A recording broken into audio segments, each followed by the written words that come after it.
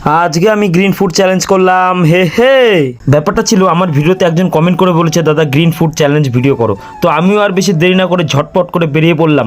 সবার ফার্স্টে নিয়ে নিলাম কারি পাতা দিয়ে শুরু করলাম। এটা একদমই ভালো ছিল না, একদম ফালতু লাগলো। তারপর আমি বাইক নিয়ে সবুজ খাবারের সন্ধানে বেরিয়ে পড়লাম। তারপর আমি একটা বাজারে পৌঁছে গেলাম, সেখান থেকে একটু আঙুর নিয়ে এলাম, কিন্তু আঙুরটা একদম ভালো ছিল, ওর মধ্যে বিচি ছিল। अच्छा। তারপর আমি কোন সবুজ খাবার খাবো না ভেবে পেয়ে আমি গাছের পাতা খেয়ে নিলাম। এটা কেমন।